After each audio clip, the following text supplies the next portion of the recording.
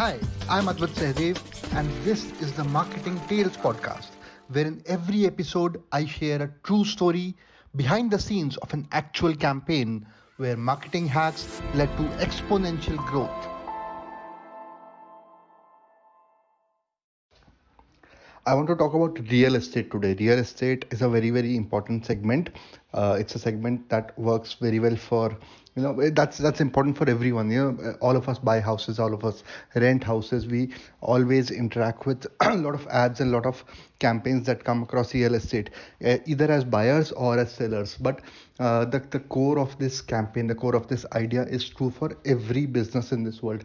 It is true for every ad, it is true for every promotion, it is true for every communication in this world. So whoever you are, listen to this very carefully.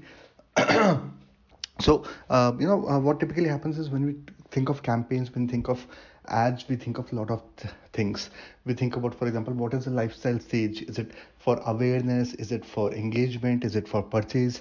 We think about, should we be creating smart content? We think about demographics. We think about ROI, profitability. We think about, should it be doing future pacing, which means that, should we be showing the future state of what would happen when the customer uses this particular product or service or offering? What is their future state is going to look like, and which is very powerful. We obviously want to do that. We want to think about a lot of other techniques, for example, loss aversion or urgency. Now these are the kind of things which are done a lot in advertising. Then there is things about simplifying, there's things about putting in value proposition and so on.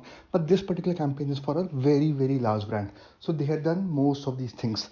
They had done, they had experts in advertising and marketing, and they had been hiring people from the best of the colleges, best of the industries. They had all the team with them, so they wanted something much better, much improved, much innovative. And so for example, recently they had done a campaign which was more about studying case studies, sharing case studies, where they used to share actual case studies of people who were actually who had bought properties from them and how their life had changed. They had done another campaign which was more focused towards relationship marketing. They had done another campaign which was more focused towards referrals, towards how referrals can be generated. They always believed in very high frequency of the ads, and they had seen the results of this, right? But with online coming in, they were falling a little bit behind of their competitors, because there were a lot of people who are much better and much savvy when it comes to online advertising. And the tricks, the methods, the techniques of online advertising are much different from offline. Whether you're doing Facebook ads or Google ads or YouTube ads or whatever ads, there's certain amount of difference. So that's where I came in, and I said, we will do something which is very powerful, and that is something that you also need to do, which is it's called 3 cents marketing. Now, what we typically, most of the marketers, most of the advertisers, they typically do is they try to appeal at a logical level. Now, ads and communication is always at 3 levels. Whether it's the first level is logical, the second is emotional, and third is aspirational. Now I'm talking about emotional, or the ads, the communication that appeal at a sensory level.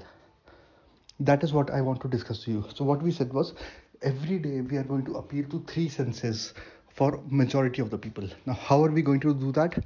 First of all, we are going to take print ads.